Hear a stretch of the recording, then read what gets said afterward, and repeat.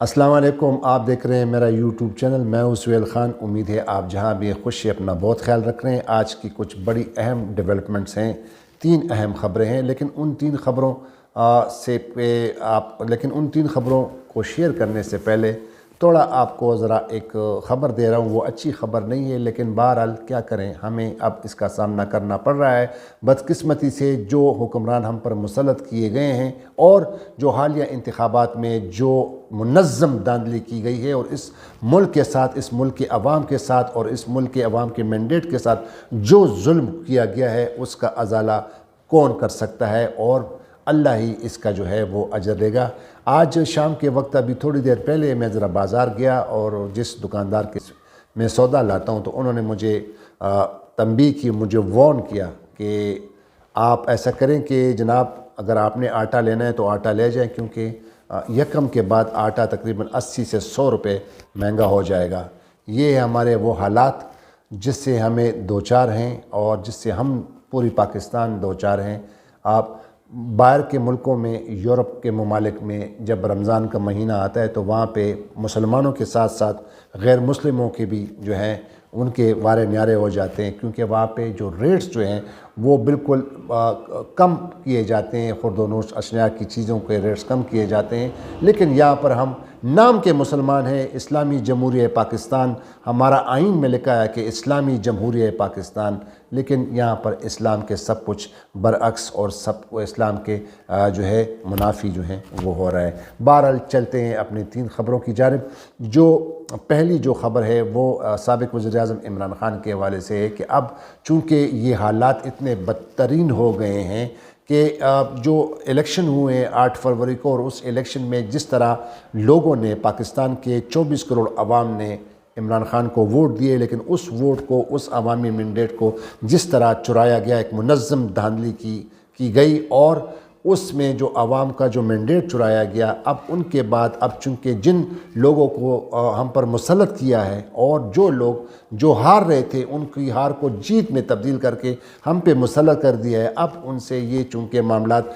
तय नहीं पा रहे हैं, उनसे ये हुकूमत नहीं संभली जा रही, तो मुक़्तदिर हलकों जो लोग इस हुकूमत को ले आए हैं अब वो इमरान ख़ान के साथ डील करने की कोशिश कर रहे हैं। और उस डील के हवाले से एक ख़बर है और उसमें कितनी सदाकत है वो आपके साथ शेयर करूंगा। दूसरी जो बड़ी अहम ख़बर है वो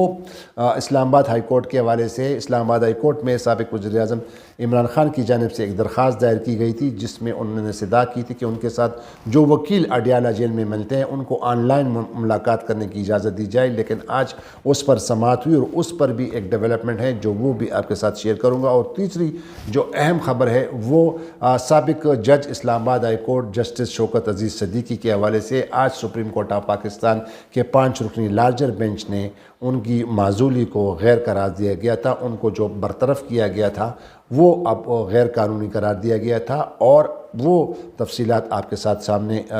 सामने शेयर करेंगे। पहली ख़बर की जानिब बढ़ते हैं, लेकिन उसके पहली ख़बर से आपको बताने के लिए जो दूसरी जो ख़बर है अडियाला जेल के हवाले से, आज इस्लामाबाद हाई कोर्ट के जज जस्टिस इजाज़ इसहाक़ ख़ान ने उन्होंने आज इस केस की समाअत की, लेकिन समाअत के दौरान अडियाला जेल के सुपरिटेंडेंट ने उनको बताया कि चूँकि जेल रूल्स के मुताबिक हम ऑनलाइन मुलाकात जो है वकीलों की इमरान ख़ान के साथ नहीं करा सकते हैं, क्योंकि उनको सिक्योरिटी थ्रेट्स भी हैं, तो लिहाजा हम ये नहीं कर सकते। तो इस पर जस्टिस इजाज़ इसहाक़ ख़ान ने साहब ने कहा कि वज़ीर आला पंजाब ने तो मीडिया में आया कि बड़े फ़ख्र से ये ऐलान किया है कि अब एशिया की तारीख़ में सबसे पहली मरतबा जो है हमने कोट लखपत जेल में अब लोगों का मुलाकात जो है वो यकीनी बनाया है। तो एक तरफ ये कहा जा रहा है और दूसरी तरफ आप ये कह रहे हैं कि अडियाला जेल में जो है जेल रूल्स के ख़िलाफ़ है, ये मुलाकातें नहीं हो सकती। तो इस पर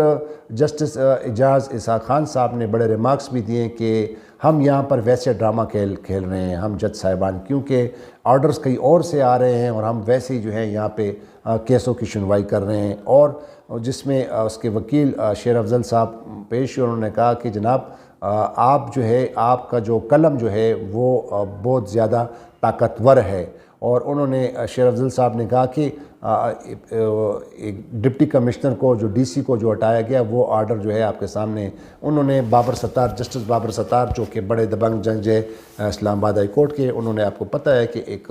جو شہریار افریدی کے کیس میں جو ڈپٹی کمشنر اور ان کے خلاف جو آرڈر جاری کیا تھا اور کہ وہ 3 MPO والا، تو اس طرح شیر افضل صاحب نے کہا کہ وہ آرڈر آپ کے سامنے ہے، تو لہٰذا قلم کی طاقت بہت زیادہ ہے۔ تو اب یہ سماعت جو ہے ملتوی کی گئی ہے 29 مارچ تک، کیونکہ اب ان کو اسلام آباد ہائی کورٹ نے کہا ہے کہ آپ ایڈوکیٹ جنرل اسلام آباد کو کہا ہے کہ باقاعدہ حکومت سے آپ جو ہے وہ انسٹرکشن ہدایات لے کر آئیں کہ یہ دغلا پن، یہ پالیسی کیوں ہے۔ ایک طرف وزیر اعلیٰ کہہ رہی ہیں کہ کوٹ لکھپت جیل میں ہم لوگوں کو ملاقات کرا رہے ہیں، دوسری طرف اڈیالہ جیل میں آپ کہہ رہے ہیں کہ پابندی لگائی، یہ جیل کے خلاف ہے، اور ساتھ ہی ساتھ معزز جج نے یہ بھی کہا کہ اگر 200 افسران جو ہیں وہ اکٹھے ہو جائے اور وہ ان تمام آرڈرز کو نہ مانیں جو غیر آئینی و غیر قانونی ہوتی ہیں، تو اس ملک میں جو ہے بہت بہتری آ سکتی ہے۔ تو یہ تو اسلام آباد ہائی کورٹ کے حوالے سے خبر تھی۔ اب آپ کو بتاتا چلوں کہ جو عمران خان کے ساتھ جو ڈیل کی باتیں ہو رہی ہیں کہ لوگ ان کے ساتھ جا رہے ہیں، مقتدر حلقوں کی جانب سے اور ان کے پارٹی کی جانب سے لوگ گئے ہیں تو کہ وہ ڈیل کر لیں، تو اس پر عمران خان صاحب نے بہت زیادہ جو ہے غصے کا اظہار کیا ہے، اور انہوں نے باقاعدہ طور پر انکار کیا ہے کہ یہاں سے میری لاش جائے گی لیکن میں ان سے ڈیل نہیں کر سکتا۔ ظاہر ہے کہ اب اتنا کچھ ہو گیا عمران خان صاحب کے ساتھ، پاکستان تحریک انصاف کے ساتھ اتنی ظلم زیادتی ہو گئی، الیکشن سے پہلے، الیکشن کے بعد، اور کس طرح ان کے حکمرانوں کو اور ان کے ورکروں کو، ان کے پارٹی کے لوگوں کو کس طرح اٹھایا گیا اور اس پر حملے کیے گئے، گھروں پر حملے کیے گئے، پھر بعد میں جو ہے ان سے کاغذات نامزدگی چھینے گئے، عدالتوں میں گئے، عدالتوں نے مشینوائیں نہیں کی۔ اسی چیف جسٹس آف پاکستان جو کہ آج کل جو ہے براجمان ہے سپریم کورٹ آف پاکستان میں، انہوں نے بھی بلہ چھین لیا، انہوں نے بھی انصاف نہیں کیا، وہ بھی جو ہے ایک بالکل ایک پارٹی بن گئے ہیں۔ چیف جسٹس آف پاکستان قاضی فائز عیسیٰ صاحب، انہوں نے بھی کچھ انصاف نہیں کیا۔ تو اب ان حالات میں عمران خان صاحب کیا ڈیل کریں گے؟ اب تو وہ ڈٹ گئے ہیں، اور جو ان کے پاس گئے تھے اپنی پارٹی کے لوگ، ان کو تو انہوں نے ان کو بڑا ڈانٹا۔ یہ جو ہے اس کا جو برملا اظہار جو ہے سینئر صحافی عامر مید نے بھی کیا ہے کہ انہوں نے کہا کہ وہ عمران خان کو جانتے ہیں کہ وہ کس طرح جب وہ ایک بات پر وہ ٹھل جائے تو وہ اپنی بات پر اڑے رہتے ہیں۔ اور انہوں نے کہا کہ حامد میر صاحب نے ایک پروگرام میں یہ بھی کہا کہ جب عمران خان صاحب کو ان کے اپنے بندوں نے کہا کہ ڈیل کے حوالے سے، تو انہوں نے بڑی ڈانٹ شاٹ پھیلا دی اس کو، اور ان کو کہا کہ اب میری لاش یہاں سے جائے گی۔ تو یہ ڈیل کے حوالے سے جو ہے یہ چیزیں کچھ اس میں کچھ وزن نہیں ہے، اور نہ ہی اس میں وزن دکھائی دیتا ہے، کیونکہ حال ہی میں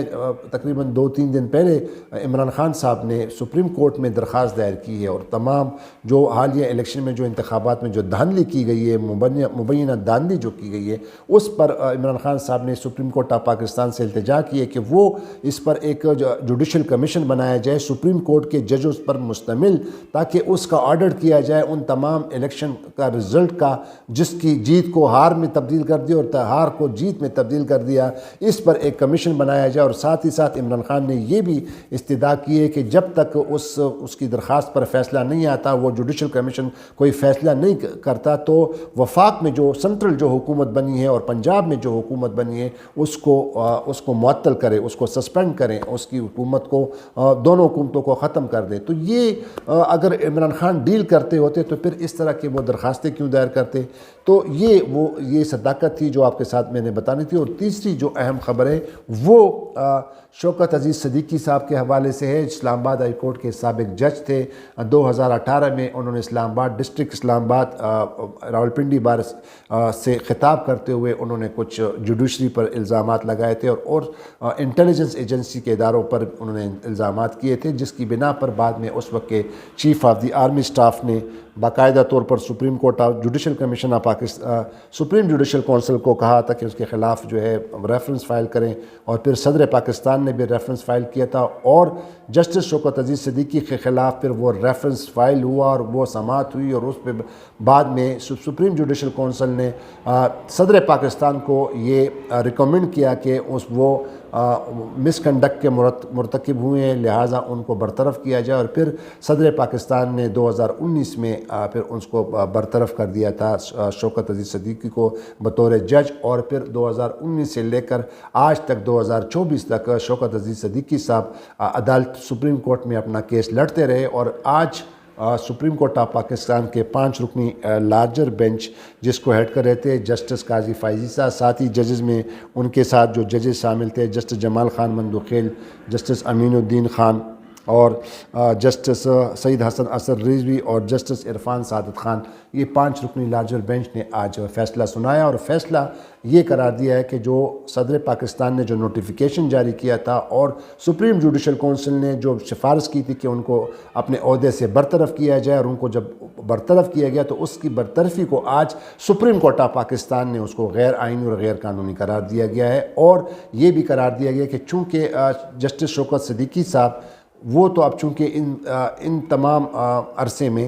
چونکہ ریٹائر ہو گئے ہیں، وہ اپنے عہدے پر فائز نہیں ہو سکتے، تو لہٰذا ان کو بحال نہیں کیا جا سکتا، لیکن شوکت عزیز صدیقی صاحب کو یہ فائدہ ہوا کہ تقریباً اس کا جو ہے وہ پینشن تمام مراد جو ہیں اب وہ اس کے جو ہیں حقدار ہوں گے، وہ انٹائٹل ہوں گے، وہ تمام چیزیں جو ہیں وہ ان کو ملے گی۔ اور آج جو ججمنٹ جو ہے وہ بڑی ڈیٹیل سی ہے ناظرین، وہ بعد میں اس پہ میں آپ کو ڈیٹیل ویڈیو کروں گا، لیکن لب لباب اس کا یہ ہے کہ اور جسٹس شوکت عزیز صدیقی صاحب سابق جج اسلام آباد ہائی کورٹس، ان کو چونکہ ہمارے بڑے اچھے دوست بھی ہیں، میں نے ان کو مبارکباد بھی دی، ان سے رابطہ کیا، اور اس وقت وہ اپنے گاؤں میں ہیں، اور وہ بھی اس پروگرام میں میرے ساتھ پروگرام میں آئیں گے باقاعدہ طور پر، چونکہ وہ تھوڑے بزی ہیں اور ان کے گاؤں میں تھوڑا انٹرنیٹ کا پرابلم ہے، تو لہٰذا ان سے جو ہے پروگرام نہیں کیا جا سکتا۔ تو میرا یہ خیال ہے کہ صرف آپ کو یہ خبر دینی تھی کہ ان کو جو